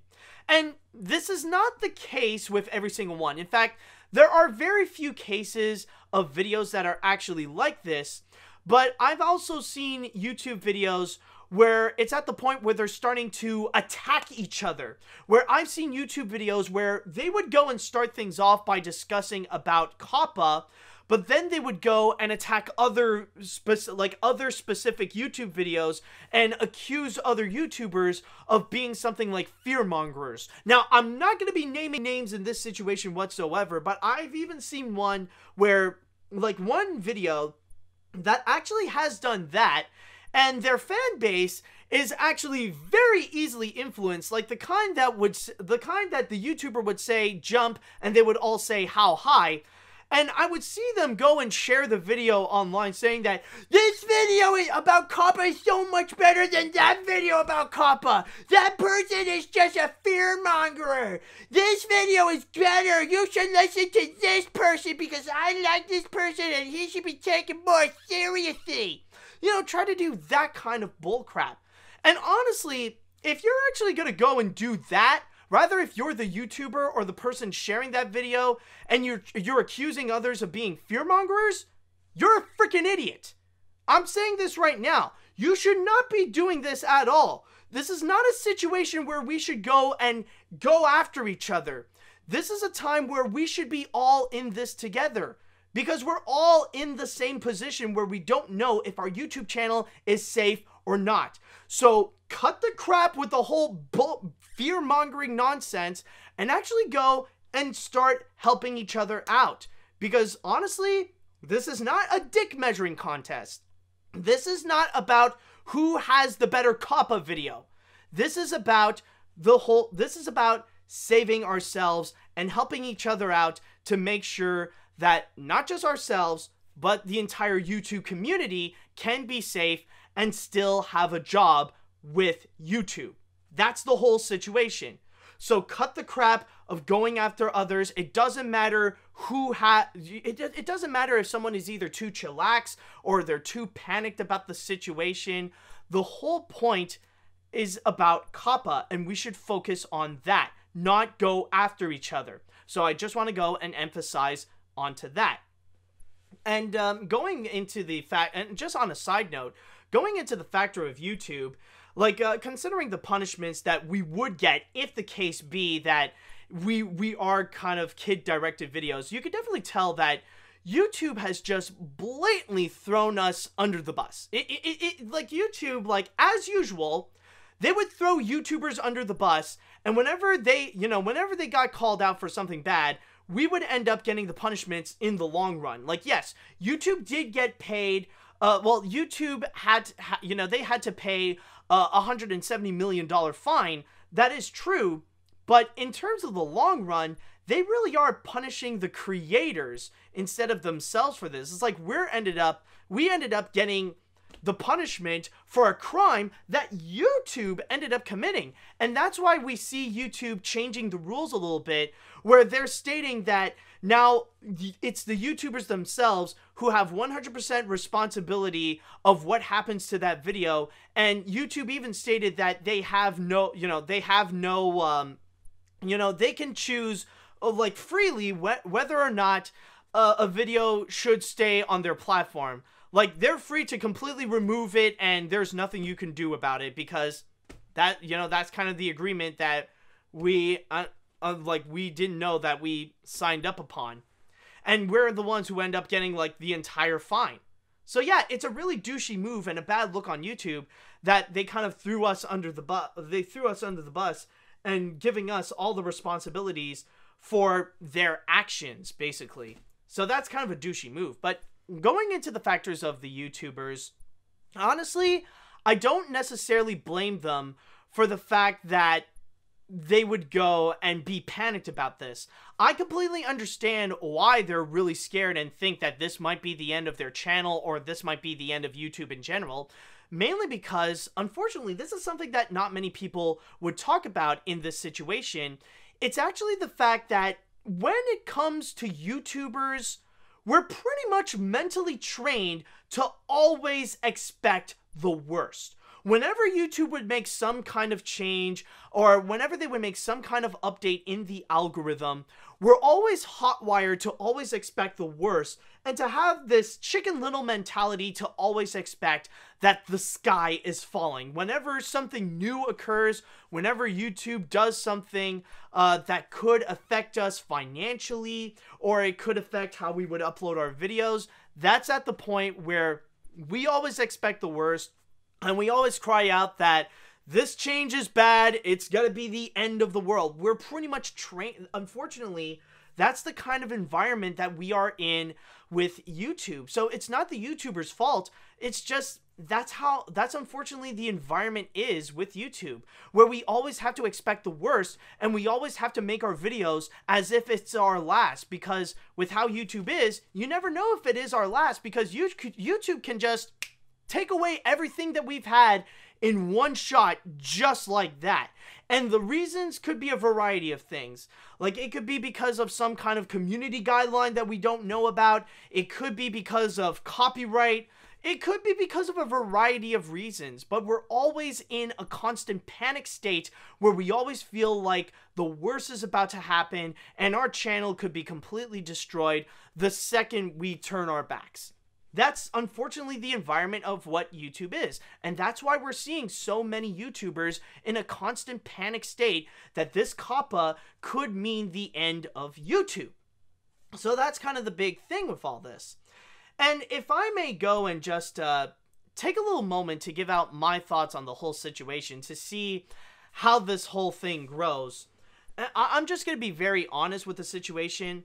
while there is a part of me that is scared for my channel if this whole COPPA situation is going to screw me over, considering that I do consider myself a bit more family-friendly, considering that I don't swear. But I'm not going to say that my channel is directed towards kids, even if it is mainly about Disney and animation.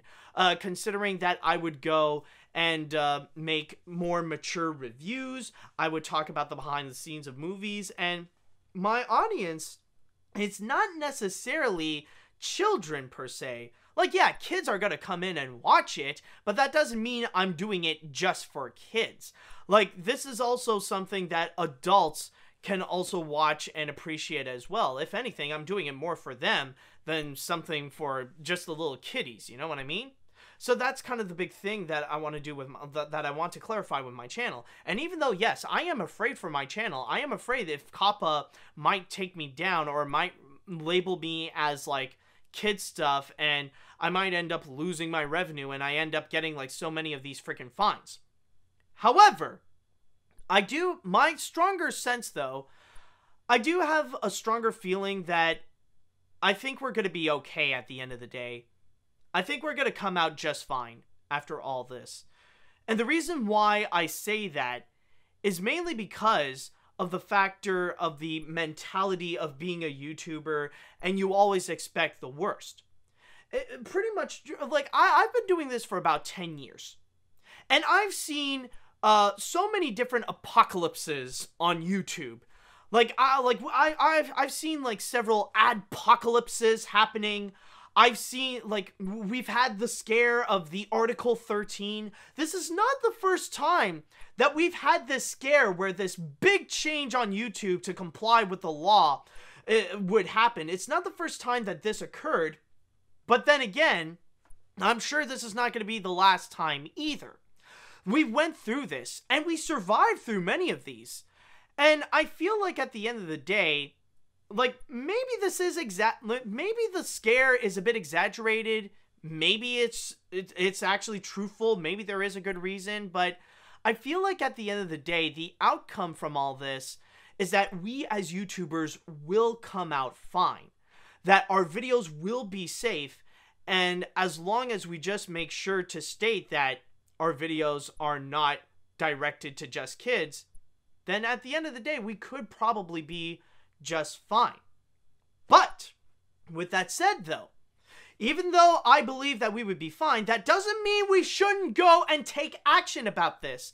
Because if we want things to be fine, then we gotta go and take action. We gotta go and spread the word about this. We gotta go and really highlight about the whole COPPA situation with YouTube. Like, even just discussing about it alone is not gonna be much. I mean, it is gonna help, but it's not gonna be that big of a factor in order to make sure we would see change, in order to make it more beneficial for YouTubers instead of something that could cause harm. So from there, luckily there is one thing that the FTC has done, and I just want to double check if they have put up a link in this article. They did state that there is hold on. Or, I don't know if I can find, oh, well, I don't know if I can, really find this, but, essentially, the FTC, well, okay, like, if you're watching this on YouTube, I will put up a link in the description, but, the big thing that I want to highlight is that the FTC did put in an open, they did put in, an open comment section where people can write down, to express their concerns and to express their thoughts directly to the FTC regarding the whole COPPA situation with YouTube, to really clarify their thoughts and to, a place where you can go and express, why this shouldn't, like, why things need to change in order to be more beneficial for creators, to make things more safe for creators, that we can follow COPPA law, because COPPA is not a bad law at all. It is very good. Like, it is important to have COPPA, but we want a situation where we can follow COPPA law, but at the same time that, we can also have a business online, that we could still do what we love, and that is create content on YouTube. Like, we need to have a bit of this kind of exchange going on. So that's why, like, it is beneficial to go and express your concerns if you can go and talk directly to COPPA. And then, of course, there's also a lot of petitions directed to the Federal Trade Commission, to the FTC. Like, you go on change.org, and I'm sure there's a lot of viral campaigns for them to do something about it. You can also sign those as well. That's also an important thing. But what I want to go and emphasize is that if we want to make sure that we have a good outcome regarding this whole COPPA situation, then we need to go and take action. We need to actually go and do something about this. We need to make sure that our voices are heard, to make sure that we still have that we can still make the content that we enjoy, and also that you guys still have that you guys can still watch the content that you can enjoy.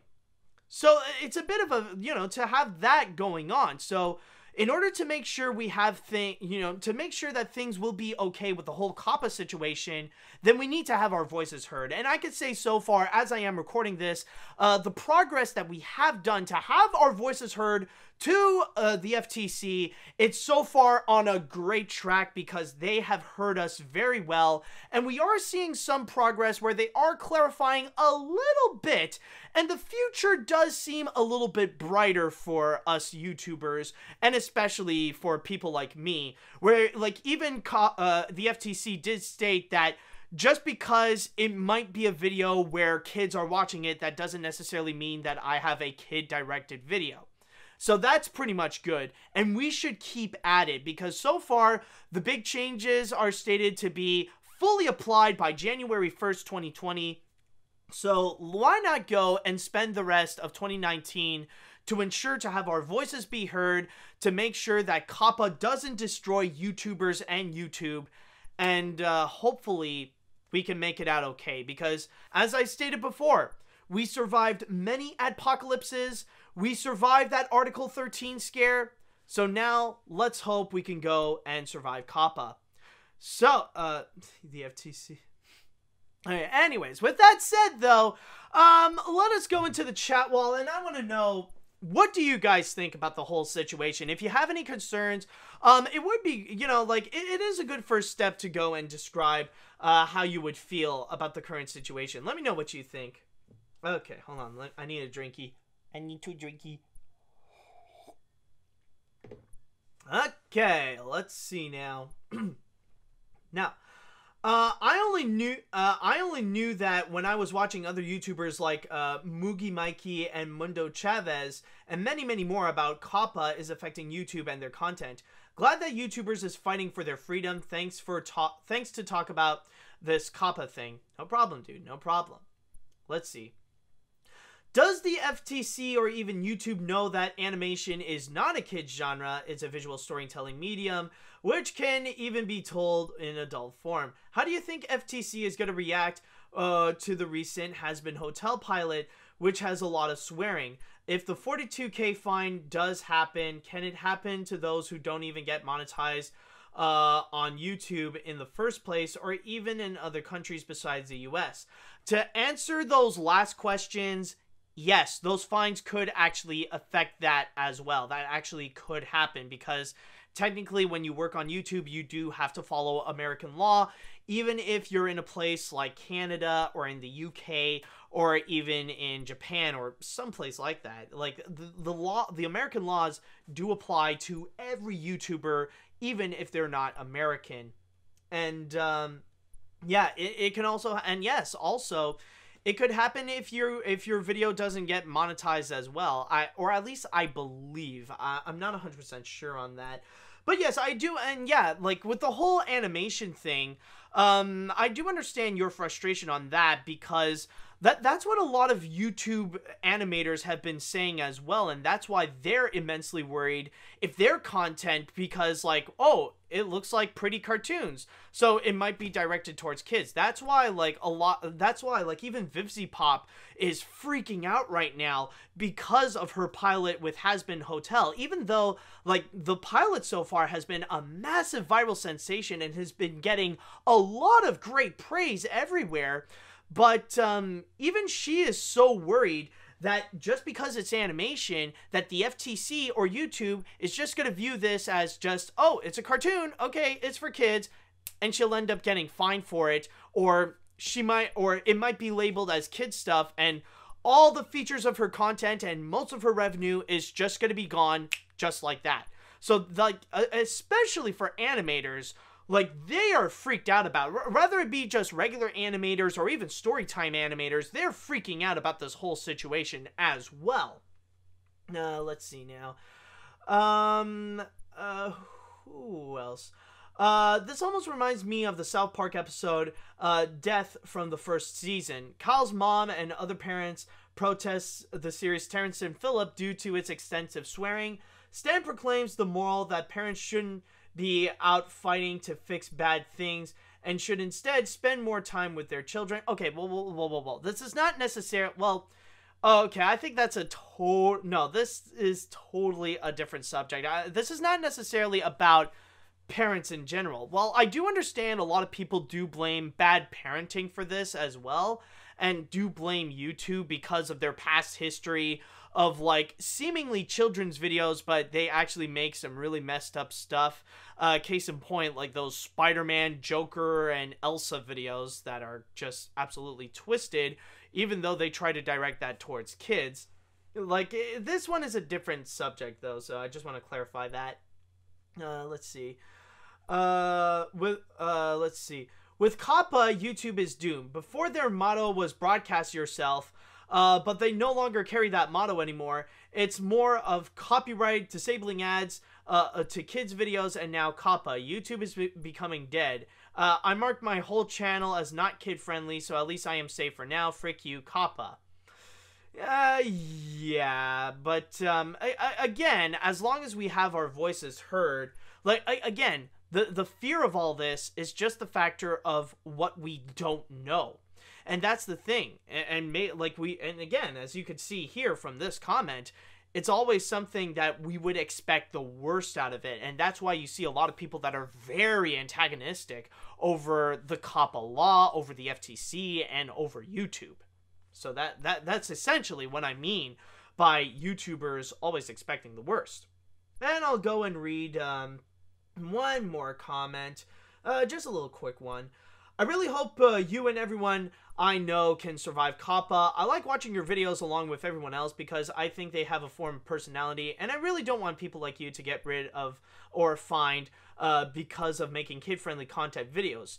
Hopefully you can survive all this, and trust me, dude, I hope so too.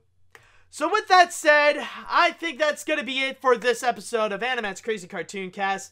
Thank you all so much for watching. It has been a blast, and it was definitely great sharing with you my epic story with the TV interview. That was definitely a lot of fun. So who knows what craziness awaits us for next week, but I will say thank you guys so much for watching. Thank you guys so much for listening, and until next time, see you later, dudes!